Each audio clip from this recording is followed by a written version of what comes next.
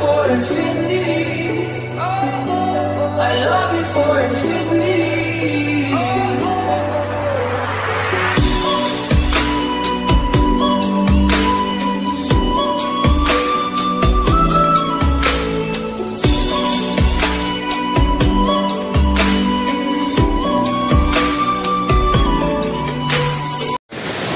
এখন দাঁড়িয়ে আছি নিউ দীঘার সি বিচে। তো সি বিচের যে ভিউ, সে ভিউ দেখতে পাচ্ছ কি সুন্দর সুন্দর ঢেউগুলো আসছে, তার সঙ্গে ভিজে দিয়েও চলে যাচ্ছে।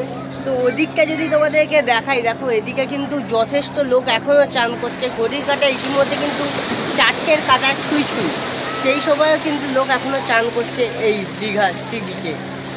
আর এদিকটা যদি দেখাই, আমার এদিকেই কিন্তু আছে স্পিড বোটের কাউন্টার, যেখানে কিন্তু জনপ্রতি 1000 টাকা এবং 500 টাকার মূল্যের বিনিময়ে আপনাদেরকে পুরো ঘুরিয়ে দেখাবে এই নিউ দীঘা বা দীঘার আশেপাশের দৃশ্য। তো চলুন আপনারা টাইম ল্যাপসের মাধ্যমে এনজয় করতে থাকুন এই দীঘা সি বিচ।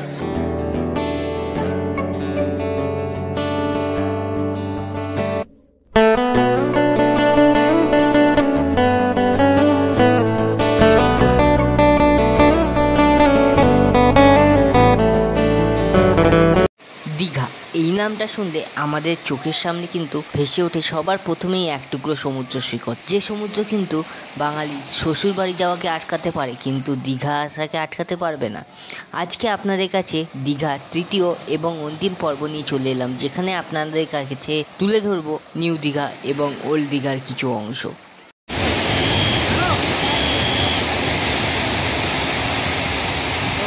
শীতকালেও এরা কি লেভেলে চান করছে বাইরে, আমার তো জল দেখলেই ভয় লাগে।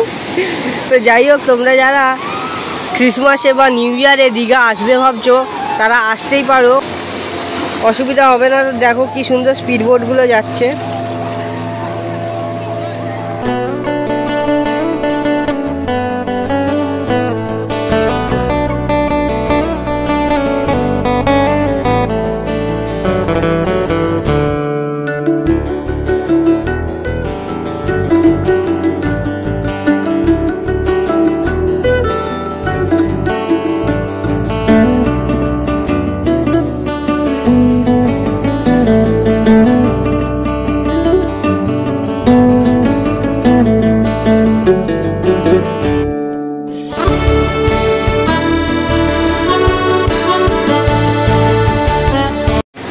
ইতিমধ্যে কিন্তু সি বিচ থেকে আমরা উঠে পড়লাম। তো চলো এবার হোটেলের দিকে যাওয়া যাক। হোটেলের কি রেট আছে, কি প্রাইস আছে, নিউ ইয়ারে কতটা উপর নিচে হবে, সম্পূর্ণটা কিন্তু তোমাদেরকে জানিয়ে দেবো এই ভিডিওর মাধ্যমে।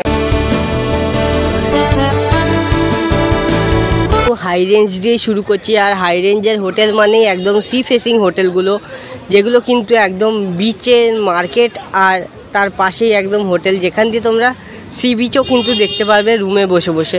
এই যে সেই হোটেলগুলো দেখতে পাচ্ছ, এই হোটেলগুলো কিন্তু 1000-1500 থেকে স্টার্টিং হয় নন এসি, আর এসি নিতে গেলে কিন্তু সে জায়গায় তোমাদের পড়ে যাবে 2000 কি 3000। অনেক তো হোটেল সংক্রান্ত তথ্য হলো। দীঘা যে কাজগুলো হচ্ছে এখন সেগুলো দেখতে পাচ্ছ। এখন কিন্তু দীঘা যত দিন বাড়ছে তত কিন্তু আরও নতুন নতুনভাবে কিন্তু সেজে উঠছে মাননীয় মুখ্যমন্ত্রীর হাত ধরে এই দীঘা।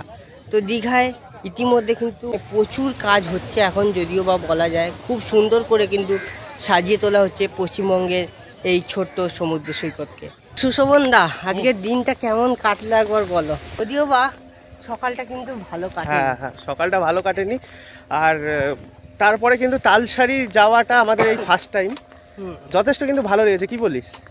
তালসারিটা বলতে গেলে হ্যাঁ, মানে এটা ফার্স্ট টাইম, যেহেতু বাইকে যাওয়া আমাদের অসুবিধাও হয়নি, ভাড়াটাও খুব রিজনেবল। হ্যাঁ একদম। ওই একটুখানি যদি বার্গেনিং করা যায় তো খুব ভালোভাবেই যাওয়া যাবে।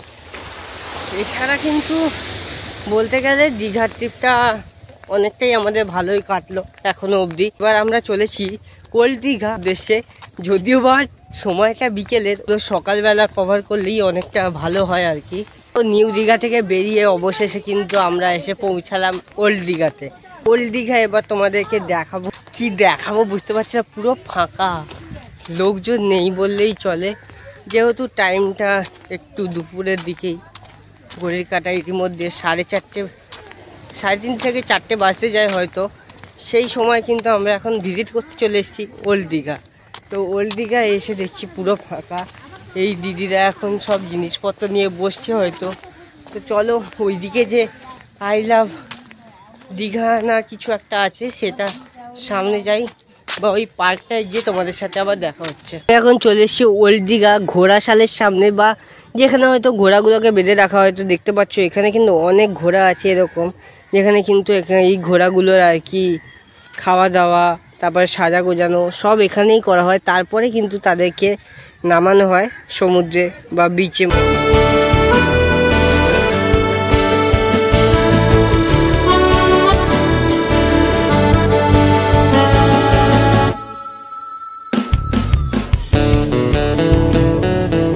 ইতিমধ্যে বসে আছি আমি একটা ওল্ড দীঘার গ্রাউন্ডে বা পার্ক জাতীয় বলতে পারো।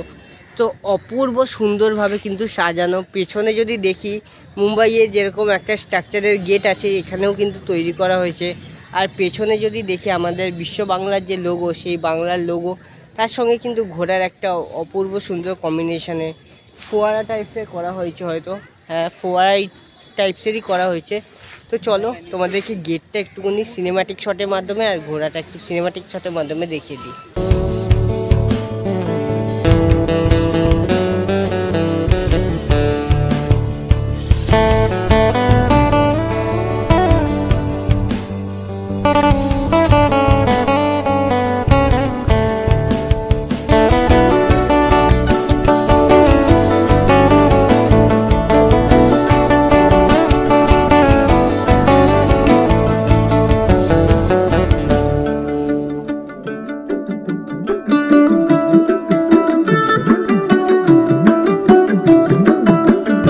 এখানে দেখো আমাদের বাংলার যে ঐতিহ্য, যে সংস্কৃতি, সেই সংস্কৃতি কিন্তু এখানে তুলে ধরা হয়েছে।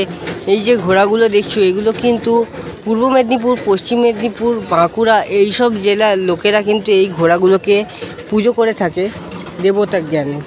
তো সেই সব ঘোড়াগুলোও কিন্তু এখানে তুলে ধরা হয়েছে। আর যত বিকেল বাড়ছে তত কিন্তু লোক এই ওল্ড দীঘাতেও গং গং করছে।